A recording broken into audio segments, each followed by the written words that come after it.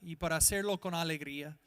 Señor, al contemplar todas las cosas que has hecho por nosotros en Cristo, de verdad, nuestros corazones son llenos de alegría o deben de ser llenos de alegría. Así que, Señor, ayúdanos a adorarte con alegría esta mañana. Y Señor, con el salmista confesamos que tú eres glorioso. En todo lo que eres perfecto. Tus excelencias son innumerables y tú eres sumamente digno de adoración. Y luego, Señor, cuando pasamos de considerar quién eres a considerar lo que has hecho, también encontramos ahí razones de adorarte, de declarar que tú eres digno de adoración. Padre, te has mostrado poderoso y sabio en tus obras de la creación. Y Padre, te has mostrado amoroso y misericordioso y justo y santo y también sabio en tu obra de salvación. Te has mostrado también fiel a tus promesas. Has hecho exactamente lo que has prometido hacer y sigues haciéndolo al guardar a nosotros que estamos en Cristo. Así que esta mañana te adoramos, te exaltamos, te glorificamos. Y Padre, anhelamos ver lo que vemos en este salmo. Anhelamos ver a tus enemigos sometiéndose a ti al arrepentirse y al creer el Evangelio. Padre, nosotros también éramos tus enemigos. Sabemos que nos amaste aun cuando éramos tus enemigos. Y tú nos alcanzaste y nos salvaste y nos rescataste. Y nosotros nos hemos sometido a ti y anhelamos y oramos para que esto suceda al nivel mundial, que el Evangelio pueda seguir creciendo y corriendo y para que más y más personas puedan ser salvos en más y más lugares y que puedan llegar a adorarte, como dice este salmo. Padre, pedimos que obres en nosotros, en medio de nosotros, hoy para tu propia gloria, que Cristo sea exaltado aquí en nuestro medio, en nuestro cantar y en la predicación de tu palabra. Y cuando salgamos de aquí, en nuestro vivir, en nuestra búsqueda de aplicar y de poner en práctica lo que vemos en tu palabra. Padre, esta mañana quiero mencionarte algunas de las necesidades de nuestra congregación. Como familia queremos acercarnos a ti en nombre de Cristo y rogarte que sigas consolando a nuestros hermanos Fabricio y Katia, que les des las fuerzas y el ánimo para pasar por estos días de tristeza. Padre, ayúdales a llevar su tristeza a ti y a encontrar en ti consolación. Padre, también oramos por la salud de nuestra hermana Katia, que la levantes y que la restaures y que ella pueda recuperarse completamente. Padre, también queremos orar por la familia de nuestra hermana Joana, que siga obrando en su salud y más que todo en su vida espiritual. Pedimos que sigas dando fuerzas a nuestra hermana Joana para cuidarles y también sabiduría y valentía para saber cómo seguir compartiéndoles el Evangelio. Te pedimos tener misericordia de ellos y no solamente sanarlos, sino también salvarlos. Pedimos también, Padre, que sigas obrando en la salud de la madre de nuestra hermana Magali. Gracias que está un poco mejor, pero pedimos que la sanes.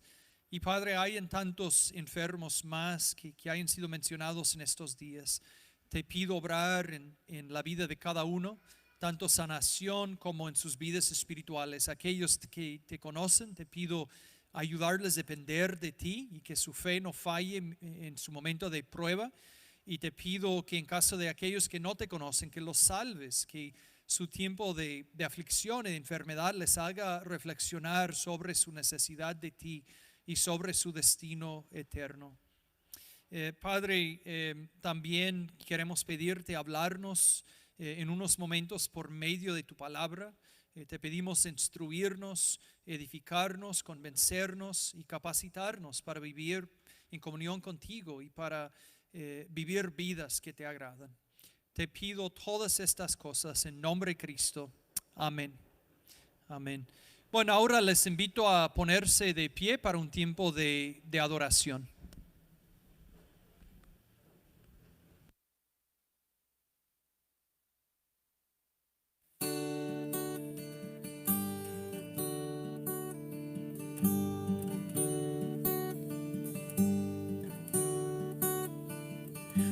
valor no está en lo terrenal, ni en la fuerza de mi humanidad, sino en las heridas de su amor en la cruz.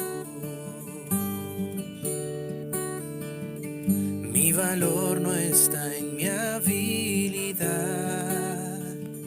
ni por perder ni por ganar, sino en la sangre que vertió en la cruz.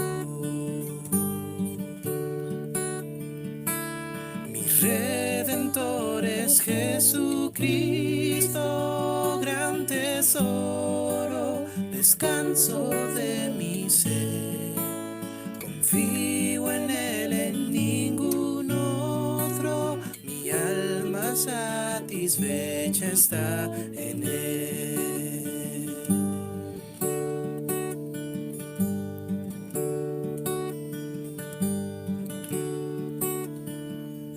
El vivir es como aquella flor, se marchita, seca y muere hoy, más vida eterna hay en Jesús, en la cruz. De riquezas no me gloriaré, ni en sabidurías ni poder, sino de conocer al Salvador en la cruz. Mi Redentor es Jesucristo, gran tesoro, descanso de mi ser. Confío en Él, en ningún otro, mi alma satisfecha está en Él.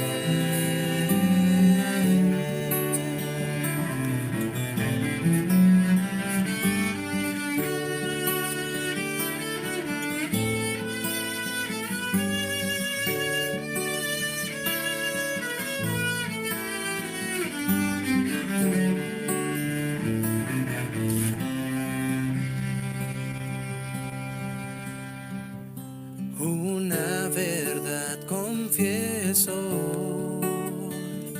de mi valor indigno soy, pues mis pecados Él pagó en la cruz.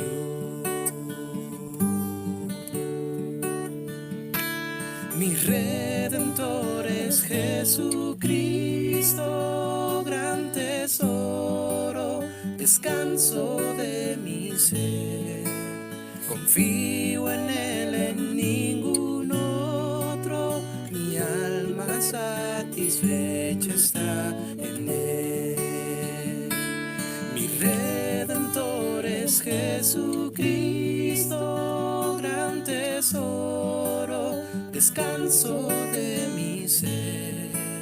Confío en Él, en ningún otro, mi alma satisfecha está en Él.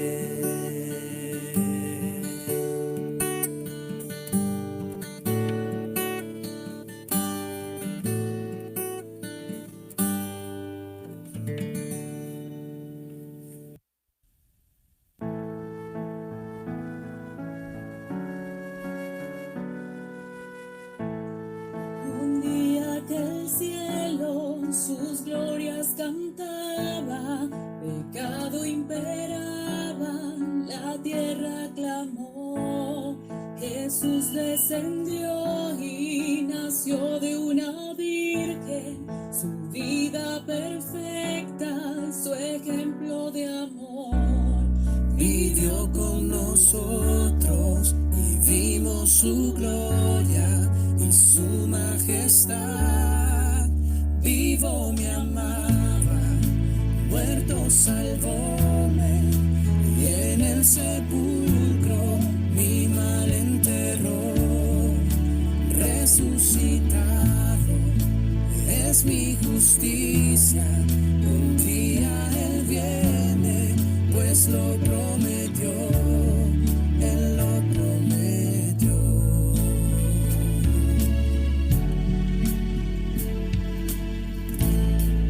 Un día llegaron al monte Calvario y aclamaron al Rey Señor, sufriendo dolores, sálvame Jesús, expiando el pecado, murió mi Señor. Sufriendo los clavos, corona de espinas, murió mi Señor. Vivo mi amada, muerto salvóme, y en el sepulcro mi mal enterró. Resucitado es mi justicia.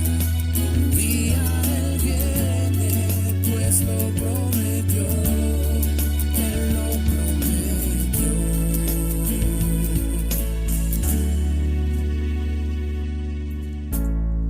Un día la tumba no pudo ocultarle, un día el ángel la piedra quitó, pues ya mi Jesús la muerte venció, y a estar con su Padre al cielo ascendió. Mi tumba, oh muerte, pudieron vencerle, y al Padre ascendió. Vivo mi amada, muerto salvóme, y en el sepulcro mi mal enterró. Resucitado es mi justicia. Un día Él viene, pues lo prometió. Oh, día de gloria, día de gloria.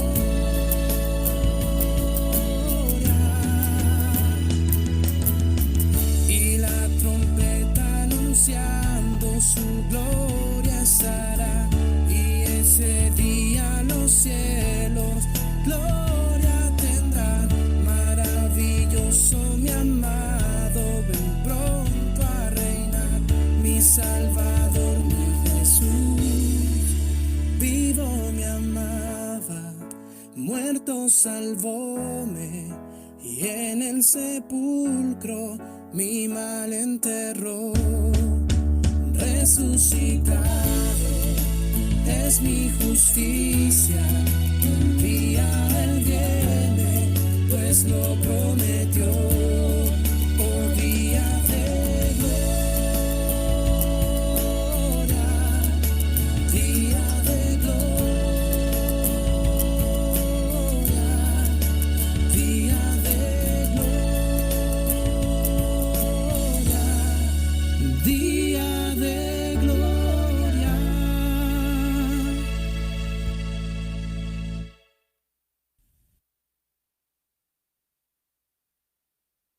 Amén. Pueden tomar asiento. Y si quieren estar buscando en sus Biblias, hoy vamos a terminar nuestro estudio de las cartas de Pablo a la iglesia en Tesalónica. Entonces estamos en 2 de Tesalonicenses capítulo 3, versículos del 6 al 18. 2 de Tesalonicenses 3, del 6 al 18. Y así dice la palabra de Dios ahí.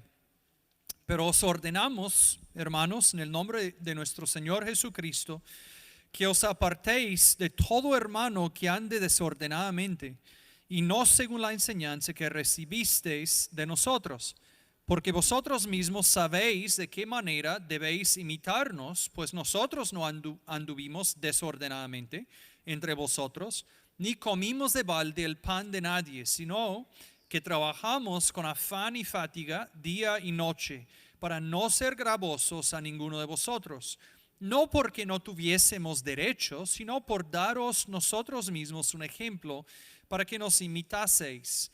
porque también cuando estábamos con vosotros os ordenábamos esto: si alguno no quiere trabajar, tampoco coma.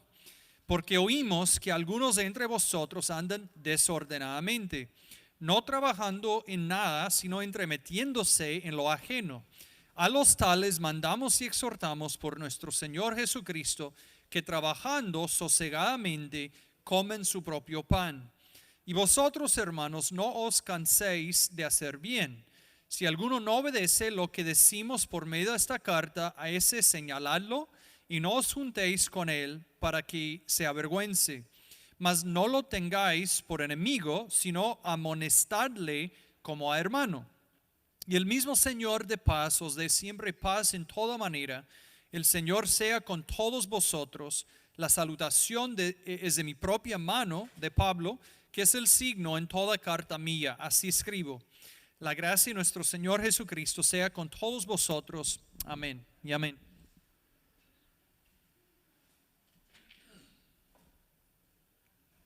Bueno, algunos problemas son relativamente sencillos y se resuelven fácilmente. Y otros son más complicados y persistentes y requieren más esfuerzo para resolver.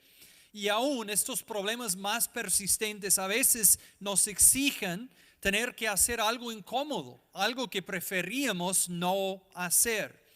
Pero tanto en nuestras vidas personales como en nuestra vida juntos aquí en la iglesia local, a veces nos parece que simplemente sería más fácil ignorar un problema que confrontarlo. Pero usualmente problemas así no van a desaparecer por sí solas, sino que es necesario una intervención o confrontación. Y en nuestro texto vemos que aunque en la iglesia de Tesalónica, que relativamente fue una iglesia sana, fue una iglesia saludable, había un grupo en la iglesia de personas que eran rebeldes, de personas que tenían que ser confrontados. Aparentemente Pablo les había confrontado en su visita a Tesalónica, cuando llegó ahí por primera vez. Aparentemente había señalado su pecado. Luego en la carta de Primera de Tesalonicenses, él volvió a mencionar el caso de ellos. Y ahora, de alguna manera, aunque él no está en Tesalónica, él se ha enterado que ellos no se han arrepentido y que sigan en su pecado. Entonces ahora él llama a la iglesia entera en Tesalónica a tomar medidas más drásticas para llevar a estas personas al arrepentimiento. Y Pablo en versículo 6 se refiere a estas personas como los que andan desordenadamente. Los que andan desordenadamente. Entonces hoy vamos a pensar en estas personas. Vamos a tratar de entender quiénes son. Vamos a ver qué es lo que Pablo dice que ellos deben hacer. Y luego en la mayoría del texto vamos a ver lo que Pablo dice que la iglesia entera debe hacer en respuesta a estas personas, miembros de la iglesia que andaban de manera desordenada.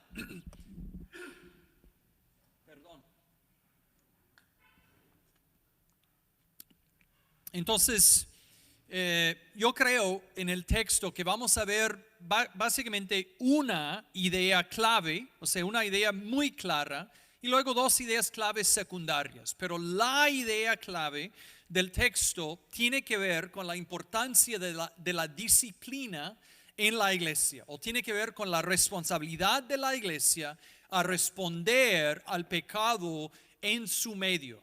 Es decir, que hay en otros textos que hablan acerca de la disciplina, y usualmente cuando pensamos en el tema de la disciplina de la iglesia, no pensaríamos necesariamente en la última parte de 2 Tesalonicenses, pero yo creo que sí, esto es el tema principal que debemos ver aquí. Entonces, lo más importante que podemos entender de este texto es nuestra responsabilidad frente al pecado persistente y, ojo, no arrepentido. Pecado no arrepentido en la iglesia. Y finalmente, la disciplina en la iglesia es necesaria para proteger la reputación de la iglesia de Cristo, porque los de afuera están mirando, y si nosotros no estamos viviendo de acuerdo al estándar de Cristo, si no estamos viviendo de manera recta, pues podría dañar a la reputación de la iglesia y también podría estar comunicando algo falso acerca de Cristo. Pero también es necesaria la disciplina para proteger a los mismos miembros de la corrupción del pecado.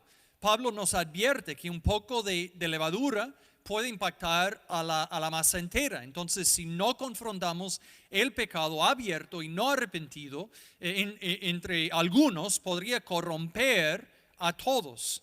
Y también la disciplina es necesaria para el bien del que está en el pecado. Finalmente, el propósito de disciplina, el propósito de confrontar el pecado es de llamar a una persona al arrepentimiento y luego llevarle a la restauración, que para un hijo de Dios es lo que le más conviene, el estar viviendo en comunión con el Señor. Entonces, la disciplina es importante y tiene sus propósitos. Luego, otras ideas claves secundarias que vemos en nuestro texto tienen que ver con la importancia del trabajo y también con la importancia de la teología. Vamos a ver que finalmente este grupo en Tesalónica que andaba de manera desordenada, vivía de manera desordenada porque tenía una teología equivocada. Entonces finalmente la teología importa porque impacta nuestra manera de vivir. Entonces vamos a comenzar pensando en estas personas que andaban desordenadamente. ¿Quiénes son estas personas que Pablo menciona en versículo 6? Bueno, a la luz de nuestro texto, creo que podríamos decir 4 cosas acerca de estas personas que andaban desordenadamente. Primero, esta palabra a veces es traducida ociosos o perezosos, pero realmente como lo traduce la Reina Valera, comunica el sentir de la palabra.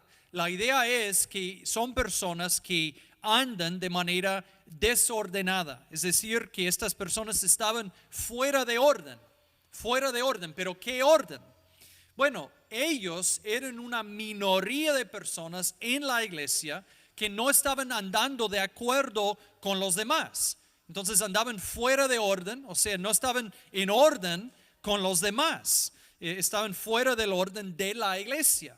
Pero finalmente esta orden que seguía la iglesia fue la orden de la enseñanza apostólica. Entonces andaban de manera no de acuerdo, o sea, desordenada, no de acuerdo al orden de la enseñanza apostólica. Y vemos en versículo 6 que la mayoría de la iglesia en Tesalónica andaba bien. Ellos habían recibido la enseñanza de Pablo y su equipo y aparentemente andaban en esta enseñanza, pero un grupo no. En versículo 11 vemos que Pablo menciona a algunos de entre de vosotros que andan desordenadamente. Entonces fue una minoría que andaba desordenadamente, no toda la iglesia. Y bueno, ¿cuál fue la enseñanza apostólica entonces en que ellos no andaban? En que ellos andaban de manera desordenada. Fue la enseñanza acerca de la importancia del trabajo. Fue la enseñanza acerca de la importancia del trabajo. Seguramente Pablo y su equipo, cuando estaban ahí, les habían enseñado lo que también encontramos en el Antiguo Testamento, lo que encontramos en el resto de los escritos de Pablo, en el resto del Nuevo Testamento, que es la idea de que el ser cristiano no nos llevaría a no trabajar. El ser cristiano no nos llevaría a pensar que trabajar con nuestras manos no fuere espiritual, sino todo lo contrario. La misma escritura nos lleva a entender que tanto antes de la caída del ser humano en el pecado como después de la caída, Dios ha comunicado que su plan para la humanidad es que trabaje. Así que no es antiespiritual trabajar. Y no es el caso de que cuando alguien llegue a ser cristiano, que llegue a ser demasiado espiritual como para trabajar con sus manos. Tal que, por ejemplo, en Colosenses 3:23, en un contexto en que Pablo estaba pensando en el trabajo, él dijo: y todo lo que hagáis, hacedlo de corazón como para el Señor y no para los hombres. Entonces el cristiano sigue trabajando y lo hace para la gloria de Dios. Entonces jamás debe pensar que ser cristiano implica que no debe trabajar. Entonces estas personas, esta minoría en Tesalónica, no andaba de acuerdo a la enseñanza apostólica o de la comunidad de la iglesia por no trabajar. Estaban desordenados en que no trabajaban.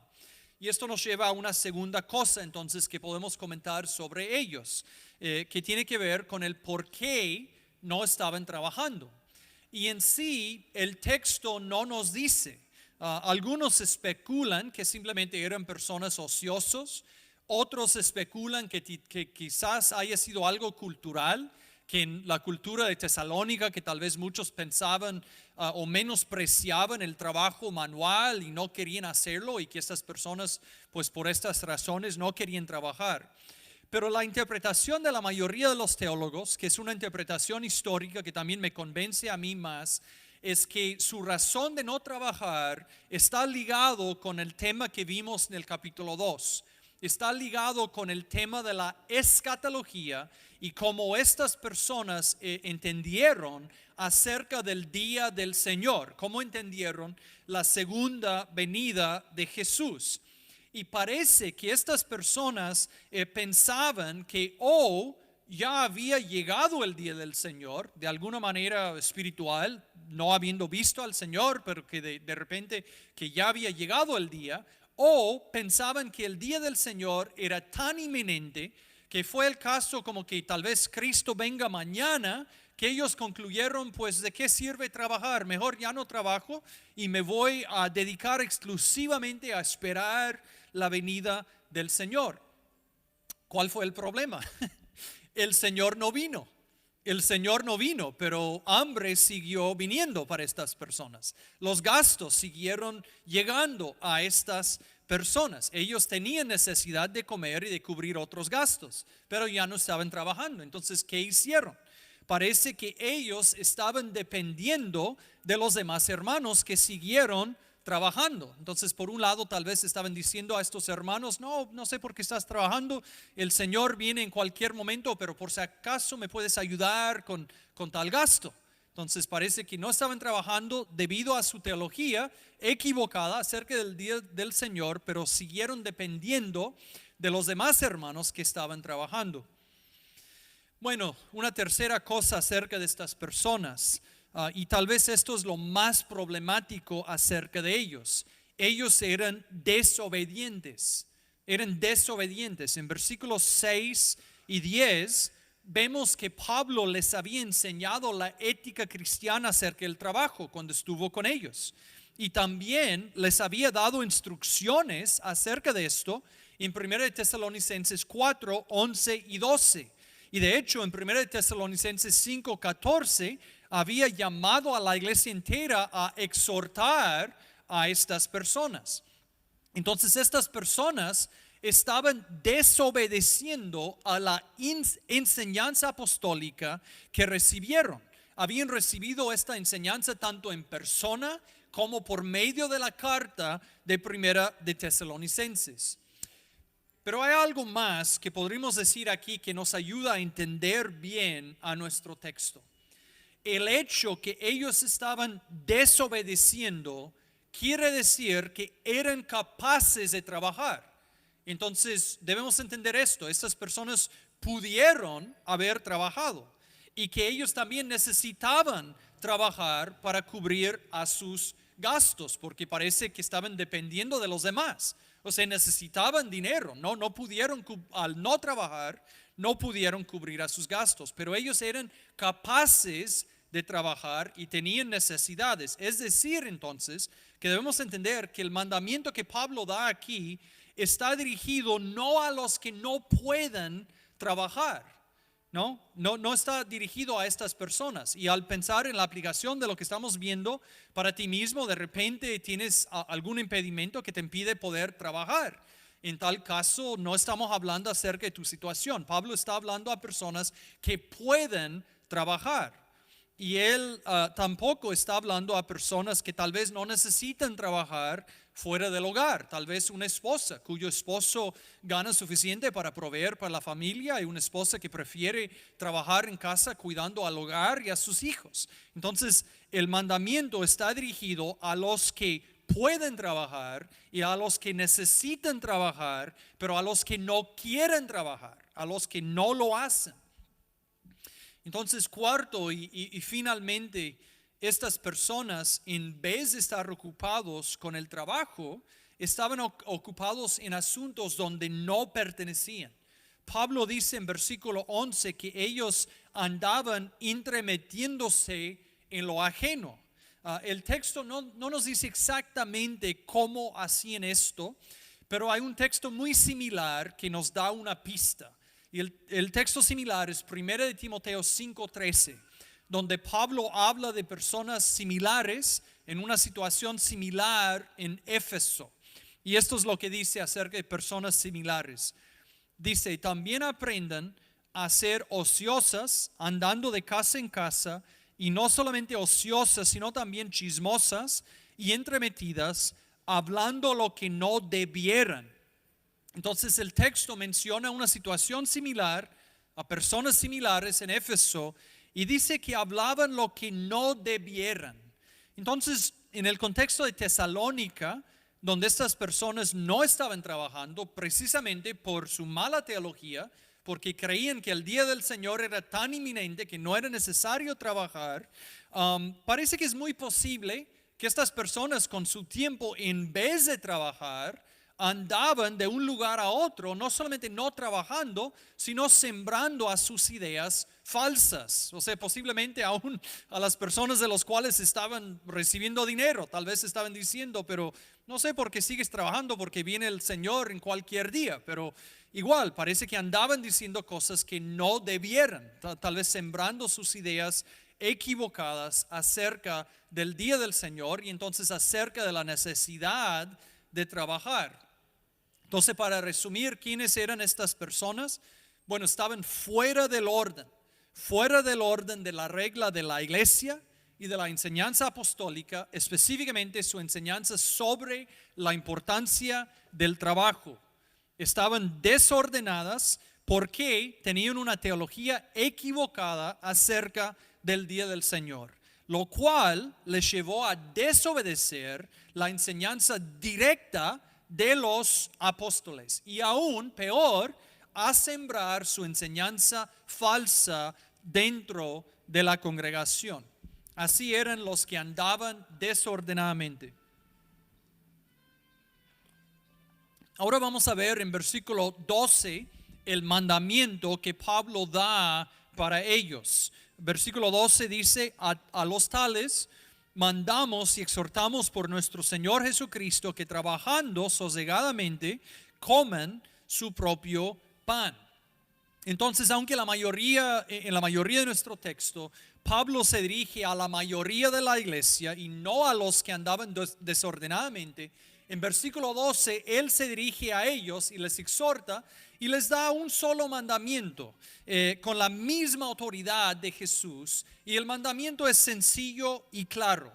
Ahora, por una tercera vez, después de haberles enseñado en persona, después de haberles enseñado con la carta de Primera de Tesalonicenses, por una tercera vez, Pablo les llama a trabajar y así a sostener a sí mismos. Entonces el mandamiento es claro, es simple, pero lamentablemente Pablo está advirtiendo que si no obedecen esta vez, las consecuencias van a ser más serias.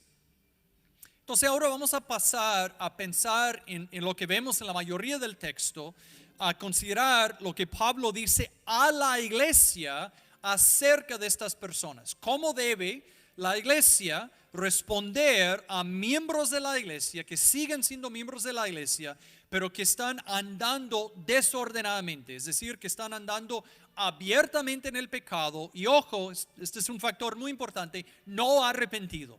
Que siguen siendo parte de la iglesia, pero están andando abiertamente en pecado no arrepentido. Y vamos a ver que Pablo da 5 mandamientos a la iglesia acerca de cómo responder a estas personas. Y para comenzar, antes de ver a estos 5 mandamientos, simplemente una observación y un punto de aplicación para nosotros como iglesia.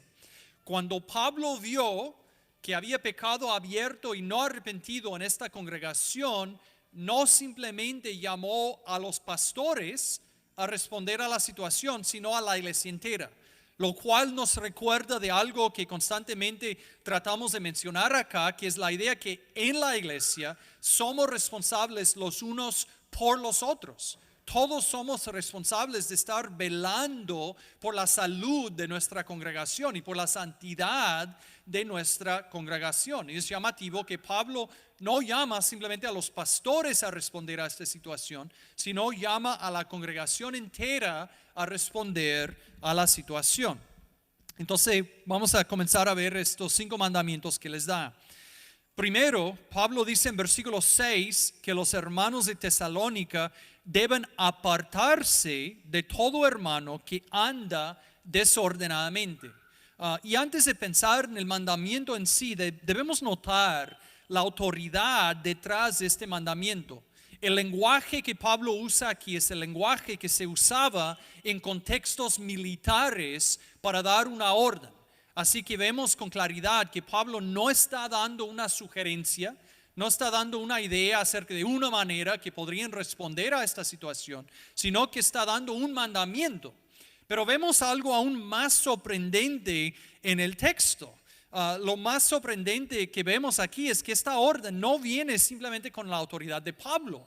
Él no dice, bueno, yo Pablo como apóstol les estoy mandando a hacer esto, sino que este mandamiento viene con la misma autoridad de Jesús.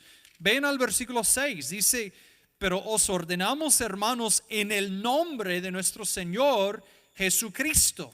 Entonces este mandamiento viene con la autoridad de Jesús mismo. Es como si Jesús mismo estuviera mandando a esta congregación a apartarse de los que andaban desordenadamente. Entonces ahora, ¿qué quiere decir este mandamiento? ¿Cómo podrían ponerlo en práctica? Por lo menos quiere decir que los miembros de la iglesia no deben tener comunión libre y normal y abierto con los miembros de la congregación que abiertamente andan en pecado sin arrepentimiento. O sea, por lo menos incluye la idea de una separación social. La idea es que además de esto también podría haber incluido el excluir a estas personas de ciertas partes de la vida normal de la iglesia. Entonces parece que Pablo está sugiriendo aquí algunos de los pasos preliminares de la disciplina. Y luego vamos a ver esto en versículo 14, donde él menciona otro paso. Pero fíjense, a la luz del versículo 15, donde Pablo llama a estas personas a seguir amonestando a los que andan desordenadamente, entendemos que Pablo no necesariamente está diciendo que los miembros de la iglesia no deben tener ningún contacto con estas personas, pero parece que sí les está llamando a una separación social. Entonces la idea aquí, tanto para ellos como para nosotros, al pensar en cómo aplicar lo que estamos viendo aquí, es que si un miembro de la iglesia está andando en pecado abierto y no arrepentido, nosotros no debemos simplemente pasar un rato con ellos como si todo estuviera bien. No deberíamos juntarnos con alguien que, diciendo ser humano, que siendo miembro de la iglesia, pero que abiertamente anda en pecado sin arrepentimiento, no debemos estar con esta persona y actuar como si todo estuviera bien, sino al tener contacto con esta persona debemos estar animándole a que se arrepiente y tratando de persuadirle a volver al Señor de todo corazón. Y ahora en versículos 7 a 9, Pablo explica un poco de la motivación del por qué la iglesia debe responder a su mandamiento, pero también del por qué deben seguir su enseñanza acerca de la importancia del trabajo. Pablo les recuerda que cuando él estuvo con ellos, y para recordarles, estuvo con ellos por lo menos 3 semanas, sino unos meses, y él les recuerda que cuando estuvo con ellos, que él mismo vivió de acuerdo a su propia enseñanza acerca del trabajo. Entonces Pablo no solo había dado a la iglesia una enseñanza, no había dicho hagan esto pero no me imiten a mí, sino él está diciendo que también les había dado un ejemplo. Él les recuerda en versículo 7 que cuando estuvo en Tesalónica que no anduvo desordenadamente, que él no actuaba como estos que andaban desordenadamente. Él dice que no dependió entonces de las personas ahí, sino que él cubrió a sus propios gastos. Y dice en versículo 8 que hizo esto por trabajar día y noche. Probablemente lo que esto quiere decir es que de día enseñaba y predicaba y de noche trabajaba haciendo carpas o viceversa.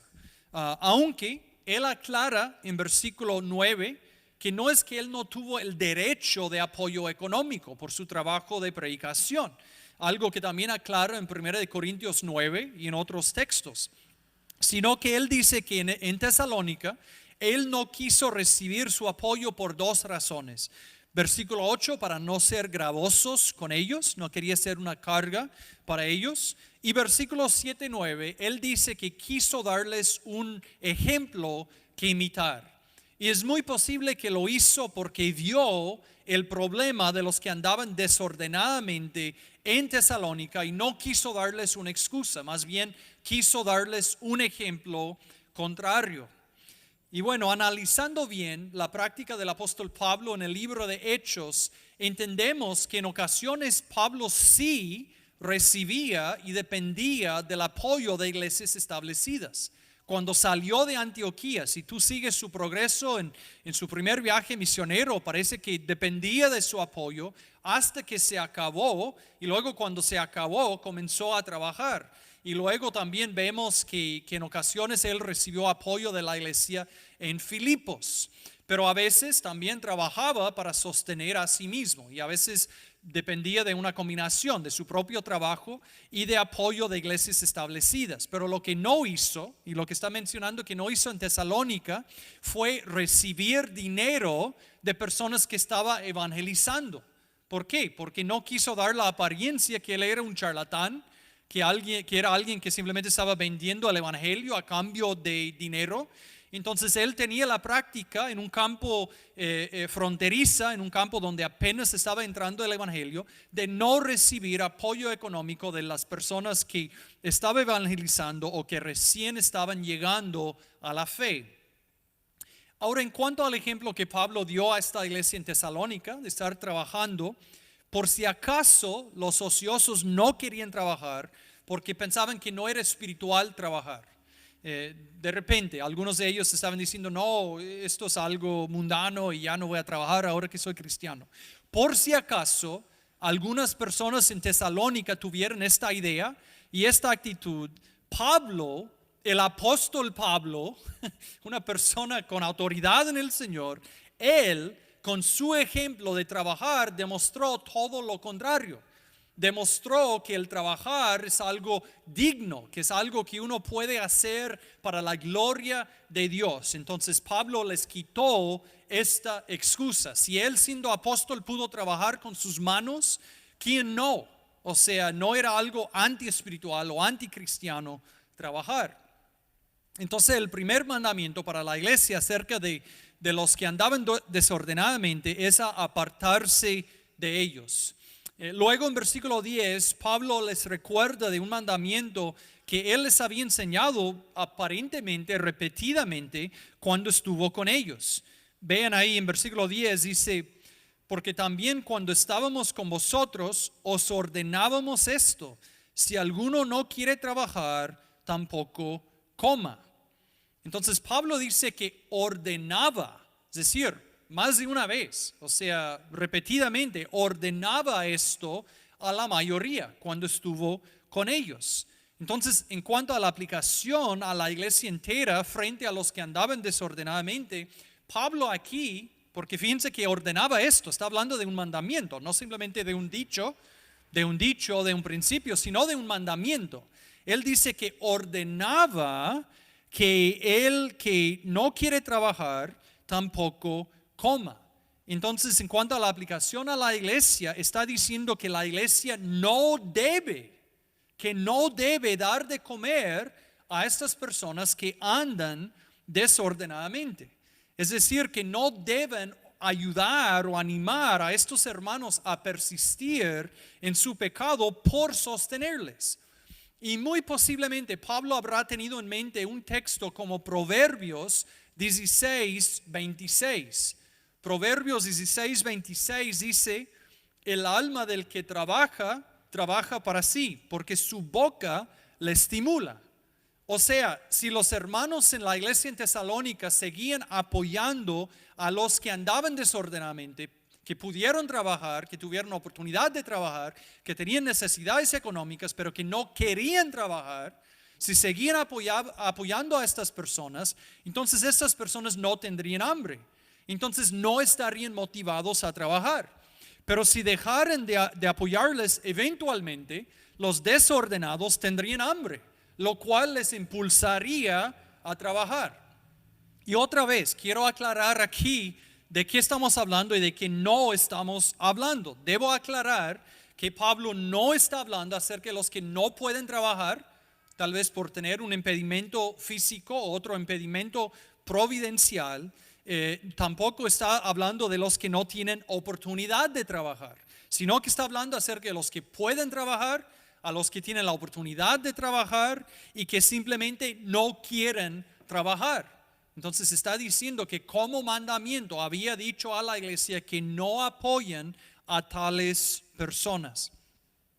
Y parece que Pablo aclara esto a quienes se refiere y no se refiere en versículo 13, donde les da un tercer mandamiento. En versículo 13 dice: y vosotros, hermanos, no os canséis de hacer bien. Ahora, lo que Pablo dice aquí ha sido interpretado de diversas maneras, pero parece que en el contexto por lo menos hay dos cosas que están en vista. Uno es que aunque ellos no deben ayudar a los que andan desordenadamente, esto no debe llevarles a dejar de ayudar a personas con necesidades genuinas.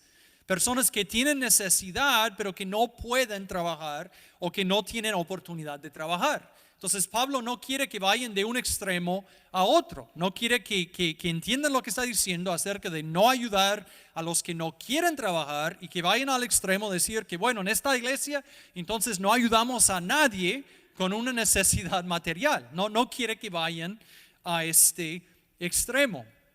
Y bueno, las palabras que Pablo usa aquí para hacer bien son las mismas palabras exactamente que usa en Gálatas 6:9.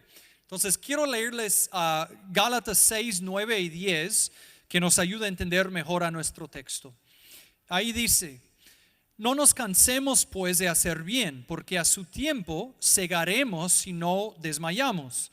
Así que según tengamos oportunidad, hagamos bien a todos y mayormente a los de la familia de la fe. Entonces en versículo 9, como en nuestro texto, Pablo habla de la idea de hacer bien. En versículo 10 es bastante claro que está hablando acerca de ayudar a personas con necesidades materiales. Entonces esto parece confirmar que en parte Pablo en nuestro texto está diciendo que aunque los tesalonicenses no deben dar de comer a los que no quieren trabajar, que de todos modos deben ayudar a los que tienen necesidades legítimas. Que esto es algo muy apropiado, que es algo que agrada al Señor. Pero parece que otra cosa también está en vista aquí. En el Antiguo Testamento, repetidamente la frase hacer bien se refiere a la obediencia a la ley y a la idea de vivir de acuerdo al orden de Dios. Entonces parece que Pablo aquí también está presentando un contraste. Y él está diciendo, mira, aunque haya este grupo en la iglesia que anda desordenadamente, que anda fuera de orden, que no está viviendo de acuerdo al orden de Dios en el asunto de trabajo, no sean ustedes así. No dejan de trabajar, no dejan de hacer bien, sigan viviendo de acuerdo al orden de Dios. Entonces parece que en parte tal vez Pablo está dándoles este contraste y parece que les está animando a seguir haciendo lo que están haciendo. Y él dice, no os canséis de hacer bien. Ni siquiera les está llamando a comenzar a hacer bien, sino a seguir haciendo bien. Entonces parece que está diciéndoles que no se corrompan por el ejemplo de los que están andando desordenadamente. Bueno, en versículo 14 Pablo da otro mandamiento acerca de los que andan desordenadamente, y él dice que la iglesia debe señalar y no juntarse con estas personas, y especialmente si después de escuchar lo que Pablo dice en versículo 12, si ellos no hacen caso. Entonces, si ellos persisten en su desobediencia, y especialmente después de escuchar lo que Pablo dice en versículo 12, si persisten, Pablo dice que deben señalar a tales personas y no juntarse con ellos. Entonces, con este mandamiento, Pablo está animando a la iglesia en Tesalónica a acercarse a la excomunión de estas personas que andan desordenadamente. Lo que Pablo les llama a hacer es más serio de lo que menciona en versículo 6, donde mayormente está pensando en la separación social. Pero a la luz del versículo 15, donde Pablo llama a la iglesia a amonestar a estas personas, entendemos que aquí en versículo 14 todavía no está diciendo a la iglesia que debe expulsar a estas personas o que deben practicar la excomunión, sino que probablemente lo que Pablo dice aquí se trata de negar a tales personas la cena del Señor, tal vez de excluirles de la participación en ciertos aspectos de la vida de la iglesia. Y bueno, si pensamos en la idea de la disciplina, pensando en Mateo 18, donde Jesús recomienda varias etapas o varios pasos, en el caso de estas personas, si no hacen caso a lo que Pablo dice aquí, ya es la tercera vez. Les dijo cuando estuvo con ellos en persona, les dijo en la carta de 1 Tesalonicenses, ahora les está diciendo en la carta de 2 Tesalonicenses. Así que si no responden con arrepentimiento, ya son 3 veces que las personas han apelado a ellos a arrepentirse y a volver al Señor. Entonces los que no hacen caso a lo que Pablo dice aquí, parece que casi están al punto de ser expulsados de la iglesia. Y Pablo también aquí dice cuál es el propósito de las medidas que él menciona en versículo 14. Él dice que el propósito es para avergonzar al que persiste en desobedecer a la enseñanza apostólica. Ahora, debemos pensar cuidadosamente en esto. Obviamente, el propósito final de la disciplina jamás es avergonzar, jamás es humillar a una persona. Entendemos que el propósito final de la disciplina es llevar a la persona al arrepentimiento y entonces a la restauración. Es ayudar a un hermano que se ha desviado del camino a volver al camino y a caminar con el Señor en integridad y con una devoción de todo corazón. Y esto es lo que Pablo tiene en mente aquí. Temporalmente una vergüenza que luego les lleva al arrepentimiento, que luego les lleva a la restauración, pero en ninguna manera es como que el propósito de la disciplina es avergonzar, sino por un tiempo Pablo espera que estas personas sientan esta vergüenza que les lleve al arrepentimiento y luego a la restauración. Y tomando en cuenta la situación en Tesalónica, podríamos imaginar el peso o el efecto tanto de la separación social como de la posibilidad de la exclusión de la iglesia. Fíjense que estas personas en Tesalónica estaban siendo perseguidos. Al abrazar a Cristo, al llegar a ser cristianos, habían sido rechazados por su sociedad. Pero felizmente, como consuelo, por lo menos en la iglesia local, habían encontrado a otra sociedad. Habían encontrado a otra comunidad, a otra familia de fe. Pero contemplar ahora la posibilidad de ser expulsados de esta congregación, pues probablemente hubiera sido una fuerte motivación para ellos a arrepentirse. Y creo que esto fue obviamente el deseo de Pablo, verles arrepentirse y volver al Señor. Bueno, en versículo 15 Pablo da su último mandamiento acerca de cómo la iglesia debe responder a los que andan desordenadamente. Él dice que no deben tener a tales personas como enemigos, sino que deben amonestarles como hermanos.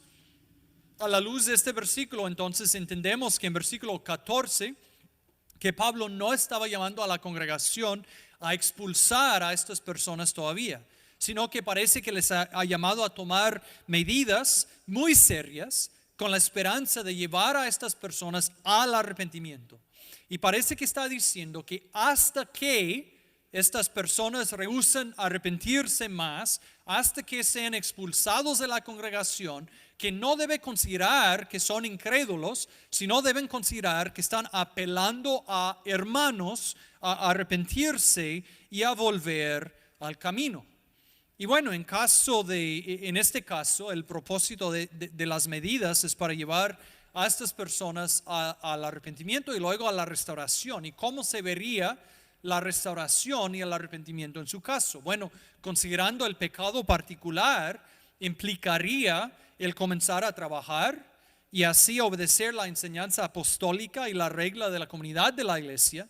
También implicaría aceptar la enseñanza de Pablo acerca del día del Señor en el capítulo 2 y el dejar de sembrar tanto su enseñanza equivocada como ideas acerca de su práctica equivocada. Bueno, brevemente, antes de considerar algunas aplicaciones para nosotros, para que sentimos que hayamos cubierto todo el libro, quiero mencionarles dos cosas en los versículos 16 a 18, que realmente es la bendición final de la carta. Solo quiero mencionar que como en 1 de Tesalonicenses, Pablo termina mencionando la gracia y la paz, que son conceptos fundamentales en la vida cristiana.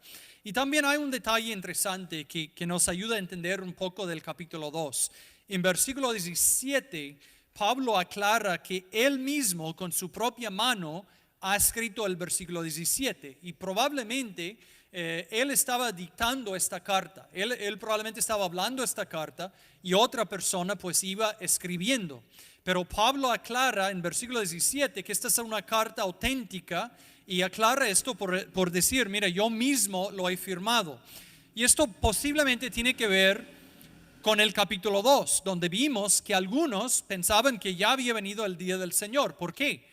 Porque escucharon un reporte supuestamente de Pablo. Entonces parece que muy posiblemente estaban circulando cartas falsas en nombre del apóstol Pablo que no eran de él. Entonces en versículo 17 Pablo aclara que esta carta es de él. Bueno, volviendo a nuestro tema de los que andan desordenadamente, de lo que ellos deben hacer, de cómo la iglesia debe responder a tales personas. Quiero terminar con tres aplicaciones para nosotros. Primero, como individuos y como iglesia debemos entender el peligro del pecado y la necesidad de confrontarlo. Cuando Pablo vio en esta iglesia que un grupo persistía en desobediencia, él no lo tomó como algo ligero. Él no dijo, bueno, ellos tienen otra perspectiva, de repente nunca van a hacer caso. No, él lo tomó como algo muy serio, que estas personas persistían en el pecado. Y aún después de haber sido confrontado 2 veces que seguían en el pecado, él lo vio como algo muy serio. Entonces, en el caso de estas personas en Tesalónica, al perseverar en la desobediencia, andaban rumbo a la expulsión de la iglesia, que desde la perspectiva de la iglesia implicaría que la iglesia ya no podría afirmar que estas personas eran creyentes, que de hecho ellos pensaban que era más probable que no lo eran. Entonces persistir en el pecado hubiera demostrado que estas personas no eran salvos. Era así de serio. O sea, si pudieron entregarse al pecado y seguir caminando y caminando en el mismo pecado, habiendo sido llamado al arrepentimiento, sin arrepentimiento, posiblemente podría mostrar que no eran salvos. Entonces su pecado jamás era algo ligero y nuestro pecado tampoco lo es. Debemos constantemente estar velando y arrepintiéndonos del pecado del cual somos conscientes en nuestras vidas como individuos. Y luego como iglesia también debemos estar vigilando y cuando sea necesario, aunque sea incómodo, debemos estar dispuestos a confrontar al pecado, obviamente con humildad, con amor, con el deseo de restaurar, pero debemos estar dispuestos a tal vez tener conversaciones difíciles con nuestros hermanos para llamarles al arrepentimiento. Y otra vez, en amor. Fíjense que si uno es creyente, lo que más le conviene es andar y vivir en comunión con el Señor. Y si se ha desviado, y tratar de ayudarle a volver al camino es amoroso. Entonces debemos estar dispuestos a hacer esto. Segunda aplicación, hemos visto acerca del asunto muy específico del trabajo. Entonces una aplicación sería el evaluar si es que no estás trabajando y si es que tienes necesidades materiales, evaluar si no estás trabajando porque no puedes o tal vez porque no tienes oportunidad o si es cuestión de no querer trabajar. Y si estás en esta tercera categoría, pues tendrías que arrepentirte y buscar comenzar a trabajar. Pero quiero recordarles acerca de a quienes está hablando Pablo y no está hablando. No está hablando a los que no pueden trabajar o a los que no tienen oportunidad de trabajar. Y bueno, una tercera aplicación. Finalmente hemos visto un llamado a seguir haciendo bien. Entonces debemos como individuos y como iglesia estar pendiente de necesidades legítimas. Jamás debemos ir a otro extremo. Jamás debemos decir que es cierto, hay personas que son desordenados y que no trabajan porque no quieren trabajar y ya no vamos a ayudar a tales personas, así que no ayudemos a nadie. No vayamos a este extremo. Somos rodeados de personas con necesidades verdaderas, legítimas, genuinas, y debemos ayudar a tales personas a la medida que podamos, ¿no? Debemos ayudar a tales personas. Debemos también estar buscando hacer bien en general al vivir vidas de obediencia que en vez de ser desordenadas estén de acuerdo al orden de Dios. O sea, en general debemos querer vivir vidas de obediencia. Pero obviamente esto comienza con la conversión. Esto comienza con la salvación. Tendrías que ser salvo y tener un nuevo corazón y tener el Espíritu Santo para poder vivir una vida de acuerdo al orden de Dios. Así que si nos estás visitando hoy y no eres un cristiano, espero que esto te quede claro, que no podrías simplemente salir de aquí y decir que bueno, voy a tratar de comenzar a vivir una vida que agrada a Dios. Voy a estudiar la Biblia y tratar de vivir de acuerdo a la Biblia. Antes que tú puedas vivir una vida que agrada a Dios, necesitas nacer de nuevo, necesitas ser salvo. Y las buenas noticias de la Biblia son que aunque si tú no eres cristiano, aunque tu vida es desordenada en el sentido de que no estás viviendo de acuerdo al orden de Dios para tu vida, no estás cumpliendo el propósito de Dios para tu vida, no estás dándole la gloria que merece, no estás viviendo para adorarlo, las buenas noticias son que Dios mismo no te deja ahí. No te deja ahí solamente bajo su condenación, sino que Dios mismo tomó la iniciativa para salvar a los pecadores. Él dio a Jesucristo, el cual siendo Dios y sin dejar de ser Dios se hizo hombre, y como hombre vivió una vida perfecta y luego murió una muerte sacrificial en la cruz. Recibió de la mano de su Padre el castigo que los pecadores deben recibir en el infierno y luego fue resucitado. Y aquel que se arrepiente de su pecado y que confía en Cristo puede ser salvo. Y cuando uno es salvo suceden dos cosas importantes, ¿no? Por un lado es justificado. Dios como juez mirando al pecador, pero luego mirando el sacrificio de Cristo y mirando que el pecador se ha arrepentido y ha confiado en Cristo, Dios como juez declara que este pecador es libre de culpa, que ya no tiene que ser castigado, que puede vivir ahora en relación con un Dios santo y que puede estar con el Señor por la eternidad. Pero la otra cosa que pasa es que uno nace de nuevo. Dios nos cambia desde adentro y esto nos da entonces la capacidad de poder vivir una vida ordenada, una vida de acuerdo al propósito de Dios. Así que si no eres cristiano, espero que esto te quede claro. Si tienes alguna pregunta acerca del Evangelio, acerca de cómo ser salvo, acerca del nuevo nacimiento, por favor acércate a un amigo cristiano que tal vez te haya invitado hoy o alguien más aquí en la iglesia para que te explique más. Bueno, vamos a terminar entonces ahora orando. Señor, gracias por tu palabra, gracias por el Evangelio, gracias por la salvación en Cristo. Padre, te pido por nosotros que somos creyentes, que somos tus hijos, que nos ayudes a vivir vidas ordenadas y no a vivir de manera desordenada. Padre, te pido si es que hayan personas aquí viviendo vidas desordenadas, pero que te conocen, que concedes a ellos arrepentimiento y que puedan volver a tu camino. Y Padre, te pido que nos des a nosotros como iglesia la valentía y la sabiduría y el amor necesario para en ocasiones, cuando sea necesario, confrontar al pecado y ayudarnos entre nosotros mismos, ayudarnos mutuamente a quedarnos en el camino y a perseverar en la fe. Padre, te pido todas estas cosas en nombre de Cristo. Amén. Amén. Bueno, hermanos, antes de despedirnos, queremos hacer un par de cosas. Primero, queremos reconocer a los que nos estén visitando hoy por la primera vez o tal vez por la primera vez después de un buen tiempo. Si nos estás visitando por primera vez hoy o la primera vez después de un buen tiempo, queremos invitar